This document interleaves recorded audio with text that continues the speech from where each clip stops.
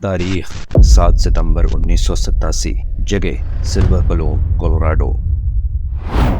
اور کولوراڈو کے اس چھوٹے سے خوبصورت ٹاؤن کا ٹام ینگ رات کے وقت اپنے بک سٹور کو بند کر رہا تھا۔ اس وقت سلور پلوم کی آبادی صرف 130 افراد پر مشتمل تھی، اس لیے ٹام سر شام ہی اپنا بک سٹور بند کر دیتا تھا۔ اس نے اپنے پالتو کتے گس کو آواز دے کر اپنے پاس بلایا۔ وہ دونوں سلور پلوم کے اندھیرے جنگل کی طرف چل پڑے اور پھر ہمیشہ کے لیے غائب ہو گئے۔ 3 ہفتے تک ٹام کا بک سٹور بند رہا۔ کسی نے بھی اس کو تلاش کرنے کی کوشش نہ کی۔ اس کی وجہ یہ تھی کہ اپنے غائب ہونے سے پہلے ٹام ٹاؤن کے لوگوں کو بتاتا پھر رہا تھا کہ وہ یورپ کی سیر پر جانا چاہتا ہے، اور لوگ یہی سمجھے کہ وہ یورپ جا چکا ہے۔ لیکن 3 ہفتے گزر گئے تو ٹاؤن کے لوگوں کو پریشانی ہوئی۔ انہوں نے پولیس کو اطلاع کی، خود کی سرچ ٹیمیں بنائی، لیکن ٹام کو نہیں ملنا تھا، نہ ملا۔ تاریخ جون 1988۔ ٹام کو غائب ہوئے 9 ماہ بیت چکے تھے، اور یہاں سے اس عجیب واقعے کا عجیب ترین حصہ شروع ہوتا ہے۔ ہماری کہانی میں ایک نیا کردار آتا ہے جس کا نام کیتھ رین ہارڈ ہے۔ کیتھ ویسے تو الگونکوئن ایلینوائے کا رہنے والا تھا، جہاں وہ ایک مقامی اخبار ڈیلی ہیرلڈ میں سپورٹس رپورٹر کے طور پر پچھلے 18 سال سے کام کر رہا تھا۔ لیکن کیتھ کی 3 خواہشیں تھیں۔ اس کو بلندیوں سے ڈر لگتا تھا، اور وہ اس ڈر پر قابو پانا چاہتا تھا۔ وہ ایک ناول لکھنا چاہتا تھا، اور اپنی 50 برس کے بعد کی زندگی کسی خوبصورت پہاڑی مقام پر گزارنا چاہتا تھا۔ اور اپنی ان تینوں خواہشوں کو پورا کرنے کے لیے اس نے سلور پلوم کا انتخاب کیا۔ جون 1988 میں وہ سلور پلوم میں آیا اور یہاں ایک دکان کرائے پر لے کر ایک اینٹیک سٹور کھول لیا تاکہ اپنے اخراجات کو بھی چلا سکے۔ یہاں آ کر اس کو ٹام ینگ کے غائب ہونے کا پتہ چلا، اور یہ بات اس کے حواس پر چھا گئی۔ وہ ٹاؤن میں ہر اس بندے سے ملا جو ٹام کو جانتا تھا، ان سے مختلف سوال جواب کرتا، ان کو گریدتا کہ شاید ٹام کے غائب ہونے کا کوئی راز کھل سکے۔ انہی تحقیقات کے دوران اسے ایک حیران کن بات پتہ چلی، جو یقیناً آپ کو بھی حیران کر دے گی، کہ جس دکان میں کیتھ نے اپنا اینٹیک سٹور کھولا تھا، یہ بالکل وہی دکان تھی جہاں ٹام ینگ کا بک سٹور تھا۔ ٹام کی گمشدگی نے کیتھ کو اتنا فیسینیٹ کیا کہ اس نے اپنے ناول کا موضوع ٹام کی گمشدگی کو ہی بنا لیا۔ ناول کے مین کریکٹر کے لیے جو کردار اس نے تخلیق کیا، اس کا نام اس نے گائے جپسم رکھا، اور یہ کردار خود اس کا اور ٹام ینگ کا مکسچر تھا۔ وہ دن کو اپنا سٹور چلاتا اور شام کو فارغ وقت میں اپنے کمپیوٹر پر ناول لکھتا رہتا۔ کبھی کبھار وہ کسی قریبی پہاڑی پر کلائمبنگ کے لیے بھی چلا جاتا تاکہ اپنے بلندیوں کے خوف پر قابو پا سکے۔ ان دنوں کیتھ بہت خوش تھا کیونکہ وہ اپنی آئیڈیل لائف گزار رہا تھا۔ ایسے ہی چلتے چلتے 1 ماہ گزر گیا اور آ گئی 31 جولائی 1988 کی تاریخ۔ سلور پلوم میں یہ شکار کا سیزن تھا۔ 2 شکاری سلور پلوم کے جنگل میں شکار کی تلاش میں گھوم رہے تھے۔ ان کو شکار تو نہیں ملا تھا، لیکن دور سے وہ ایک ڈھانچہ دیکھ کر چونک گئے۔ وہ تیزی سے اس کے قریب پہنچے تو وہاں ایک نہیں 2 ڈھانچے پڑے تھے، ایک انسان کا اور ایک کسی جانور کا۔ انہوں نے فوراً مقامی پولیس اسٹیشن میں اطلاع کی، اور ڈیو ٹاون ہاور وہاں پہنچنے والے سب سے پہلے انویسٹیگیٹر تھے۔ ڈیو کو وہاں قریب ہی ایک ریوالور بھی پڑا ملا، اور ڈھانچوں کے مشاہدے پر اس کو پتہ چلا کہ دونوں کے سر میں گولی لگنے کا زخم ہے۔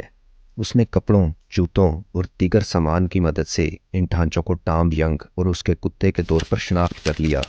ڈیو کا کہنا ہے کہ بعد کی تحقیقات سے پتہ چلا کہ ٹام نے اپنے غائب ہونے سے 4 دن پہلے ہی ریوالور خریدا تھا، اس لیے ٹام ینگ کا کیس خودکشی قرار دے کر بند کر دیا گیا۔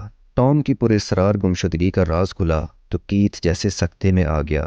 اس نے اپنے ناول کی کہانی کا سارا تانا بانا، جس راز، جس اسرار کے گرد بنا تھا، وہ سب ختم ہو گیا، اور اسے ایسا لگا جیسے اس کی اپنی زندگی کا مقصد ہی ختم ہو گیا ہو۔ تاریخ 7 اگست 1988۔ ٹام کی لاش ملے 1 ہفتہ گزر چکا تھا۔ 7 اگست کی دوپہر 2 بجے کے قریب کیتھ نے اپنا اینٹیک سٹور بند کیا اور ٹاؤن میں گھوم پھر کر لوگوں کو بتانے لگا کہ وہ قریب واقع پینڈنڈل ماؤنٹین پر کلائمبنگ کے لیے جانے لگا ہے۔ لوگوں نے اس کی بات کو مذاق سمجھا، کیونکہ کیتھ نے کلائمبنگ کی کوئی تیاری نہیں کی تھی، نہ تو اس کے پاس کلائمبنگ کا سامان تھا اور نہ ہی کوئی سپلائز، اور اس مشکل چڑھائی کو چڑھنے کے لیے کم از کم بھی 6 گھنٹے کا وقت درکار تھا، اور دوپہر 2 بجے کے بعد بغیر کسی تیاری کے اس پہاڑ پر چڑھنا موت کو گلے لگانے جیسا ہی تھا۔ 4 بجے وہ اپنے دوست ٹیڈ پارکر کے کیفے میں گیا اور اسے بھی یہی بات بولی۔ ٹیڈ نے بھی اس کی بات کو ہنسی میں اڑا دیا۔ کیتھ نے ٹیڈ کو یہ بھی بولا تھا کہ اگر میں واپس نہ آیا تو ریسکیو والوں کو فون کر دینا۔ 4:30 کے آس پاس لوگوں نے اس کو پینڈنٹل ماؤنٹین کی طرف جاتے دیکھا، اور اس کے بعد پھر وہ کبھی کسی کو نظر نہیں آیا۔ اگلے دن صبح جب ٹیڈ کو پتہ چلا کہ کیتھ رات بھر غائب رہا ہے اور ابھی تک اس کی واپسی نہیں ہوئی، تو وہ بہت پریشان ہوا اور اس نے فوراً ریسکیو کو کال کی۔ تھوڑی دیر بعد ریسکیو ہیلی کاپٹر پہنچ گیا اور پینڈنٹل ماؤنٹین کی بیس میں 125 افراد پر مشتمل ریسکیو ٹیم بھی کیتھ کو تلاش کرنے کے لیے موجود تھی۔ سرچ ٹیم کی سربراہی چارلس شیمنسکی کر رہے تھے اور ریسکیو ہیلی کاپٹر بھی یہی اڑا رہے تھے۔ ان کے مطابق اتنی خطرناک چڑھائی والی پہاڑی میں کیتھ کو تلاش کرنا ایسا ہی تھا جیسے کہ سوئی کو تلاش کرنا۔ کیتھ کی تلاش کا آپریشن کئی دنوں تک چلتا رہا، لیکن کیتھ کو چھوڑ اس کے لباس کا کوئی ٹکڑا یا جوتا بھی نہیں ملا تھا۔ اس کے بعد آنے والے سالوں میں کئی سرچ ٹیمیں آتی رہیں، جن میں کیتھ کا بیٹا بھی شامل تھا، لیکن کیتھ ایسے غائب ہوا جیسے اس کا کبھی کوئی وجود ہی نہیں تھا۔ آج کیتھ کو غائب ہوئے 40 سال ہونے والے ہیں۔ کیا کیتھ پہاڑی سے گر کر مر گیا تھا؟ کیا اس نے بھی ٹام کی طرح خودکشی کر لی تھی؟ کیا اس نے خود کو خود ہی دنیا کی نظروں سے غائب کر لیا تھا؟ یا پھر کیا وہ ٹام کے غائب ہونے کا سچ جاننے کی کوشش میں کوئی ایسی بات جان چکا تھا جو اسے نہیں جاننی چاہیے تھی؟ یہ وہ سوالات اور راز ہیں جو کیتھ کے ساتھ ہی سلور پلوم کے جنگلوں میں کہیں گم ہو چکے ہیں، اور شاید ان کا جواب کبھی نہ مل سکے۔ کیتھ کے نامکمل ناول کی بالکل آخری لائن جو اس کے کمپیوٹر میں لکھی ہوئی تھی وہ کچھ یوں تھی: گائے جپسم نے ہائکنگ شوز اور فلینل کی شرٹ پہنی۔ وہ ٹام اور اس کے ارادوں کو سمجھ چکا تھا۔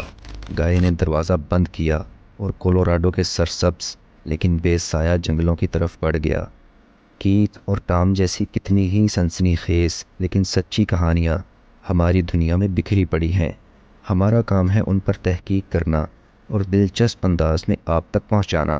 یہ ایک بہت محنت طلب کام ہے، اور اس کا معاوضہ آپ کا ایک لائک اور سبسکرائب ہے۔ کیتھ اور ٹام کے کیس کے حوالے سے آپ اپنی تھیوریز کمنٹس میں بھی لکھ سکتے ہیں۔ تو میرا نام ہے حسن رضا۔ جلد ہی آپ سے ملاقات ہوگی اگلی ویڈیو میں۔